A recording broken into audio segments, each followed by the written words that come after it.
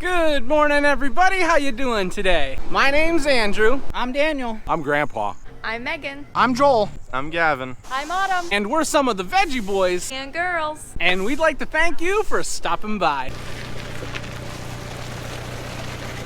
Hey, welcome back, everybody. How you doing? We got hit with a loud thunderstorm last night. We've been getting a lot more rain. It's making this ground pretty soft. A couple of my cousins work on a potato farm, and it's been pretty hard to dig potatoes with how wet everything has been recently. Now, we ourselves have had kind of a hectic morning. We've been running all over the place. We had to take some beef to the butcher, so we were taking care of that early this morning. And we've been dealing with so many jobs that we haven't had time to get the camera out. But we did finally get the camera out. We have a lot of things that we need to harvest. We picked a lot of stuff for orders already today, but we've got a lot more that we need to harvest today. And one of those things that we need is red beets. We've been going through our red beet crop pretty quick, but it's getting to the point where a lot of people are canning them now, so we need a lot more.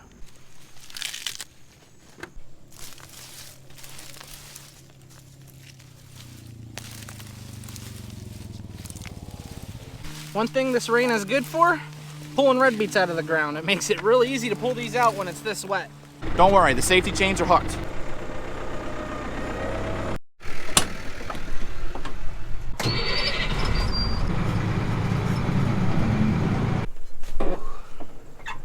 I had to move the truck for a minute because this road gets pretty busy. When our customers try and pull out, they can't see down over the hill. So just wanted to get the truck out of the way. We got the red beets all cleaned up. Daniel's gonna put them in the cooler, and now we're heading back out to the fields. We need some bell peppers. The busier we get, the more peppers we need, so that's a good sign. So the boys were working on an order for bell peppers this morning. They need 10 bushel of peppers. They got some of that picked, but now we're gonna pick some more, and we're also gonna get some for the farm market. So we're looking for about 20 baskets. Now what we need for the order is all green bell peppers. So that's what we're looking for. If we do find some really nice red ones, we're also gonna pick those because I heard that we need 2 boxes of really nice red peppers. So whatever we can find, we'll take. We all agree as we're picking here, one thing we are motivated to do next year is pull more weeds, because we were not able to pull too many weeds out of this second planting of bell peppers, and it really shows throughout our field. You can't really see it right now because I'm picking, but there is a lot of weeds in this field. One of the biggest questions we get sometimes is how do we keep the weeds out of our fields? And that's normally in areas where we pull our weeds because it looks so nice. We can't just go through and spray over top of our vegetable plants for weeds because we would kill our vegetable plants. That would be crazy. So we normally go through and pull. But in this area, we didn't have time. We had a lot of stuff that came up. So as you can see, there's just a lot of weeds that grow.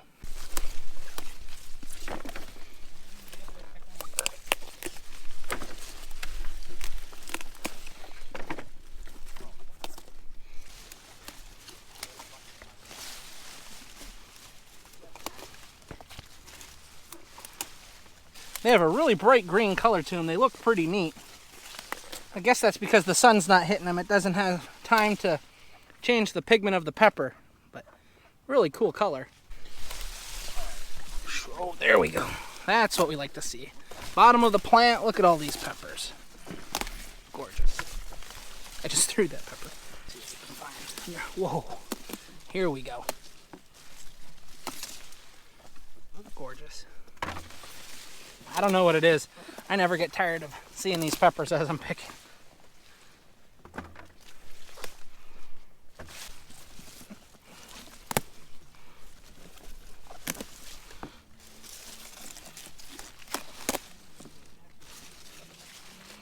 As we're picking, we'll find these like massive peppers. And people will ask, why don't you enter that in the fair? Because it's not fair. When it comes to bell peppers, we probably raise nearly 50,000 plants. So we have so many more opportunities to grow large peppers. So that's why we don't enter in the fair, because, well, it's not fair. When we can grow peppers that are this size, yeah. Now this is a plant. Holy, look at all that. Hey, you're stealing. These are my peppers. People just steal the peppers right off your plant. It's unbelievable. Oh, thank you, Andrew. Here you go, this is for you. I appreciate that. We are finding a lot of really nice bell peppers out here. Now when it comes to bell peppers, we raise 3 different varieties of green to red bell. Those 3 varieties are King Arthur, Revolution, and Vanguard. When it comes to the varieties of bell peppers, they actually mature at different rates. So the King Arthur pepper matures to a red pepper sooner than the other 2 varieties. Now the thing with King Arthur is the peppers don't get as large as the other 2 varieties, but they ripen quicker. So it allows us to have an earlier red pepper. Even though they don't get the size, we get those early colored peppers. Now the other 2 varieties mature at different rates, so they'll turn red at a different time. And the reason for that is because when we do a planting of peppers, we don't want them all to turn red at the same time. We did 2 different plantings of bell peppers this year. So each of those varieties is gonna ripen or mature at a different rate, which will allow us to have more and more red peppers the whole year. People really like variety, so when they come into the store, if they see all green peppers, well, they're gonna ask you where the red peppers are. And if they come in and they see all red peppers, well, now they want a green pepper. So you gotta make sure you have green and red. We try our best to accommodate our customers. These peppers grow green and then they turn red. I plant peppers, I pick peppers, and I like to pick peppers. You should get this earthworm on camera, Andrew. Look at that boy go. Woo! Look at. It's a good thing we got these guys out here with the red shirts to do all the heavy lifting. Us blue shirts can't pick that up. Make it.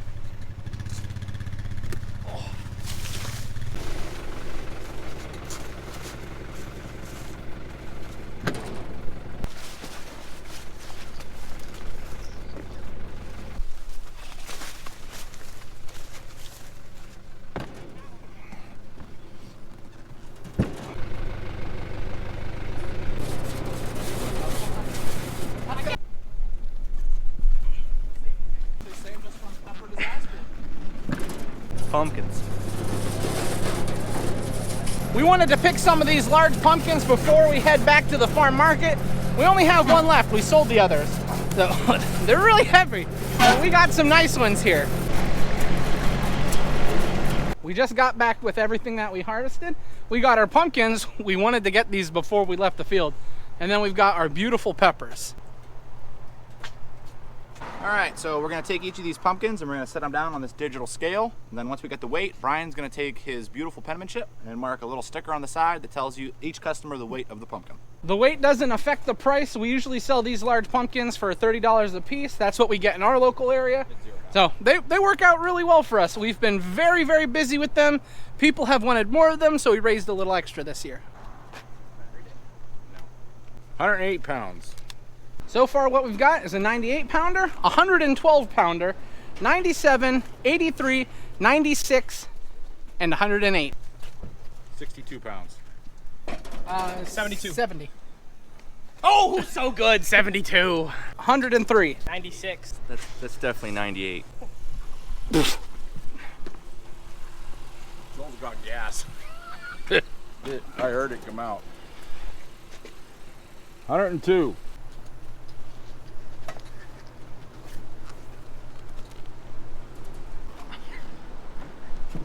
Out of all the pumpkins that we just harvested, 112 pounds is the heaviest. What's interesting is we had a video last year where we actually cut open a pumpkin and saved all of the seeds out of it, and all of these pumpkins are from that seed.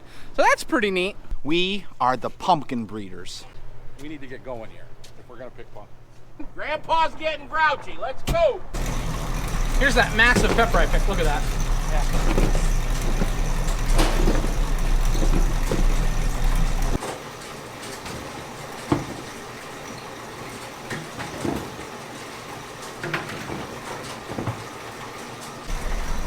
This pepper's got a nose. This is a time for googly eyes.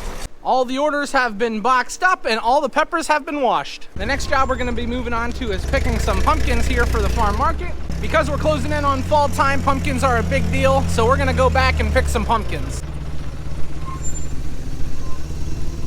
With the weather changing, pumpkins are on a lot of people's minds, and if we don't get them here to sell them, then we won't sell them. All right, Bo, we got our 5 bins. You ready to head out? Well, let's do it, Joel. Take me to the field. Now, I personally haven't spent too much time out in the pumpkin field. I have seen quite a few turning orange, we're gonna see what we can find. We're hoping to fill all of these bins that we loaded on this wagon. We got all the pumpkins. I got little field trips, look at that, beautiful. We got some, you know, medium-sized pumpkins, some nice. Got some white pumpkins, look at these things, beautiful. These are called grizzlies, look at those. And there's a million other things planted out here and we have no idea where any of it is.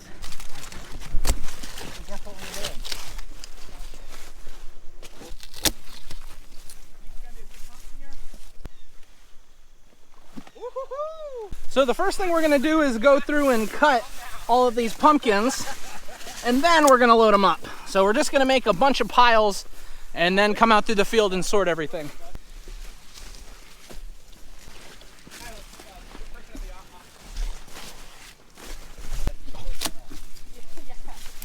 Andrew, can you find this pumpkin?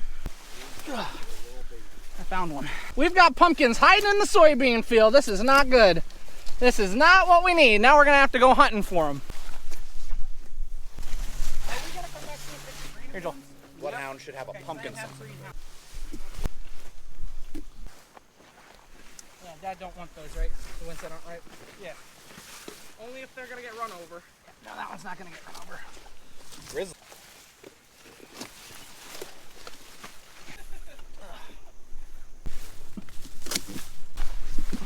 Now, before I go any further, we have a lot of animals around here that like to eat pumpkins. Mice, rats, but the biggest problem we have is with deer. Let me show you some deer were out here in this field. You can see they have totally destroyed this pumpkin that we had here. Now the deer will come through and they'll bite holes in the pumpkins. You can see this one they've destroyed. We've only found about 5, 6, 7 pumpkins that were eaten by the deer, but it does become a big problem. We've only gone about 1/4 of the way through the field and we found quite a bit of deer damage so far. The problem is the deer will come and they'll take a bite out of each pumpkin. So hopefully we don't have too much more out through this field.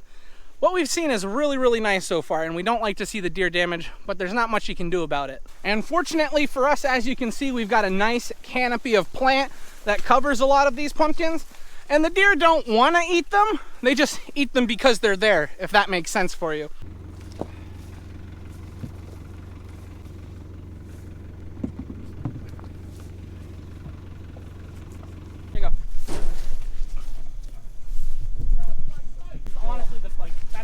This one's going up front. Fat boy coming through, talking about the pumpkin. Spot on the back. Here you go. Here's something interesting. This is what happens when the deer eat the pumpkin while it's green, and then it heals. I got a big one for you, Joel. Oh! Woo!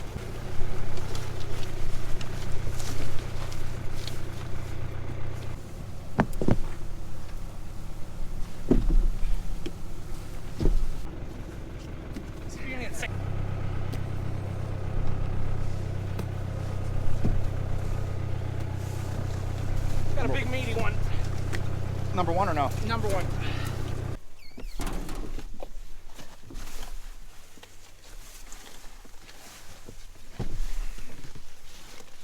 We just got up to where we stopped picking. We just about have 4 bins filled.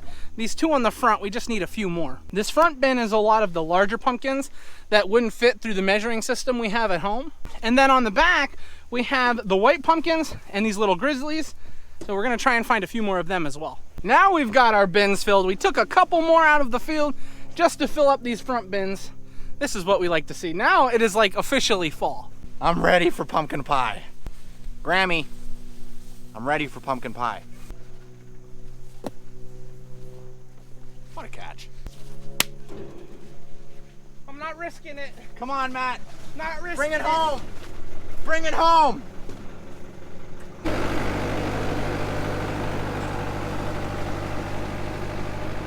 Go right here, go.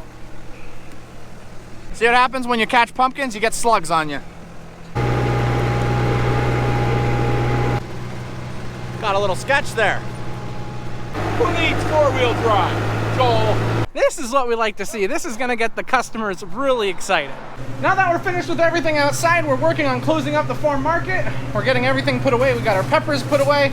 We're just putting away the last of the orders that we needed. We got all of our pumpkins unloaded, and we personally have a unique way to price these out. When we were really, really little, Dad made this unique ladder that gets bigger as you go down through. And whatever the pumpkin fits through, that is how much the price is. See, it fits through this one, and it's really faded, so we'll have to fix that up, but that's how we price out our pumpkins. So people can come through and pick out the pumpkins and then put them through the ladder, and they can price their own pumpkins. Now there are some pumpkins that don't fit through the ladder, and they'll have a different price. And there's even these unique ones. These will have a different price because they're specialized. And I'm sure some of you are concerned, what happens if someone doesn't price the pumpkins right? Or what happens if someone steals them? If they need them that bad, they can have the pumpkins. We've learned that when you trust people to be honest with you, they're usually honest. So that's how we do it. They price out their pumpkins, and then they tell us the price inside. And just like that, the farm market's closed for the day. It's starting to look like fall out here. It just looks so beautiful. We got all the mums up here. We've got pumpkins up here. That's a farm market. You look so tired because you start the morning with a list that can fill 7 pages. No, it's 10. And she's the one that made the list. I feel pretty special. Check that out. Ooh, thank you, farmers. That's a big sign. I don't know where we're gonna put that. All right, guys, for dinner, we're doing something a little different tonight. Normally, Lauren cooks on Thursdays, but Callie was like an absolute menace today. So Lauren didn't have time to cook. Look at this kid. How could this kid be trouble? Look at her. She wasn't a menace, she just did not want to sleep. That's because she needed to work. It was just a rough day today, so we decided get pizza from a local place, help out another local person. So yeah, that's what we're having for dinner, pizza and wings. We're gonna sit down and eat together, so that means this is where we're gonna end the video. We want to thank everyone for watching, and we hope to see you next time. Bye-bye. Bye-bye.